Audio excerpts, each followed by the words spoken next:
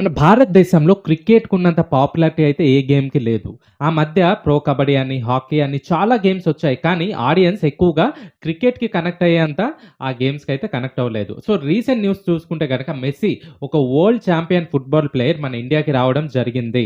అయితే first of all ఆయన కలకట్టాకి రావడం జరిగింది. కలకట్టాలో ఆయన చూడ్డానికి కొన్ని లక్షల మంది అయితే ఎగబడి ముందుకొచ్చారు. సో దీన్ని బట్టి మనకేం అర్థమవుతుందంటే ఇండియాలో కూడా ఫుట్బాల్ గేమ్ యొక్క హవా అన్నది నేషనల్ అండ్ ఇంటర్నేషనల్ వైపు ఏ విధంగా అది స్ప్రెడ్ అవుతుందో దీని గురించి మనం ప్రత్యేకంగా చెప్పక్కర్లేదు. సో ఆయన ఫుట్బాల్ ప్లేని ప్రమోట్ చేయడానికి కలకట్టాకి రావడం జరిగింది. మెస్సీని లెగసీగా గుర్తిస్తూ వరల్డ్ ఛాంపియన్ స్టాట్యూని ఆవిష్కరించడం జరిగింది. సో ఇక్కడ ఇంకో బాధాకరమైన విషయం ఏంటంటే ఆ ఈవెంట్ లో కొన్ని ఇన్సిడెంట్స్ అయితే జరిగాయి. మనం సోషల్ మీడియాలో చాలా చూసాం కదా. గ్రౌండ్ లో చైర్స్ ఇసిరేయడాలు, ఇంకా బాటిల్స్ త్రో చేయడాలు, ఇదేంటంటే మన భారతదేశానికి ఒక నెగటివ్ ఇంపాక్ట్ లాగా తీసుకొస్తుంది. ఎందుకంటే ఎక్కడ కమ్యూనికేషన్ గ్యాప్ వచ్చిందో నాకైతే అర్థం కాలేదు.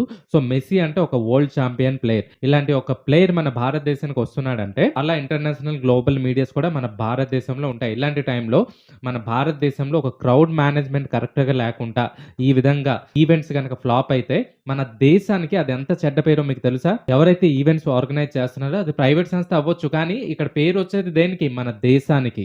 సో అన్నీ అయిన తర్వాత ఇలాంటి ఎంక్వైరీలు అసలు ఏం జరిగింది అన్నది కాకుండా ముందే అసలు ఈవెంట్స్‌కి పర్మిషన్ ఇచ్చేటప్పుడే, ప్లాన్ చేసేటప్పుడే ఇది ఏ విధంగా జరుగుతుంది? అసలేంటి? What is what? అని ఖచ్చితంగా అప్రూవ్ చేసే ముందే ఇలాంటివి చూసుకోవాలి. ఎందుకంటే రీసెంట్ టైమ్స్‌లో మన ఇండియాలో క్రౌడ్ మేనేజ్మెంట్ విషయాల్లో ఎలాంటి ఇష్యూస్ జరిగాయో మనం ప్రత్యేకంగా చెప్పక్కర్లేదు. ఎగ్జాంపుల్ చూసుకుంటే తమిళనాడులో ఎవరైతే మన విజయ్ తలపతి గారి మీటింగ్స్‌లో అండ్ కొన్ని టెంపుల్స్‌లో, రైల్వే స్టేషన్‌లో ఏ విధంగా అయ్యాయో మనం ప్రత్యేకంగా చెప్పక్కర్లేదు. దానికి దీనికి ఏం సంబంధం లేదనుకోండి. కానీ ఇవన్నీ క్రౌడ్ మేనేజ్మెంట్‌లోకే వస్తాయి. కాబట్టి నేను ఈ వీడియోలో దాని గురించి కూడా మాట్లాడడం జరిగింది. సో ఏదైనప్పటికిని ఇలాంటి ఈవెంట్స్ జరిగేటప్పుడు మన గవర్నమెంట్ సైడ్ నుంచి కూడా మానిటర్ చేయాల్సిన అవసరం ఉంది బిఫోర్ ఈవెంట్ ప్లానింగ్ అప్పుడు. ఎందుకంటే కంప్లీట్‌లీ ఇది మన దేశానికి చెడ్డ పేరు తీసుకొస్తుంది కదా. సో ఇది నా ఒపీనియన్. ఈ విషయంపై మీరేమనుకుంటున్నారు? మీ ఒపీనియన్‌ని ఖచ్చితంగా కామెంట్ చేయండి. అలాగే ఈ వీడియో గనుక నచ్చితే ఈ వీడియోని ఒక లైక్ చేసి మీ ఫ్రెండ్స్ అండ్ ఫ్యామిలీ మెంబర్స్‌కి షేర్ చేయండి. అలాగే ఛానెల్‌ని సబ్స్క్రైబ్ చేసి సపోర్ట్ చేస్తారని కోరుకుంటున్నాను.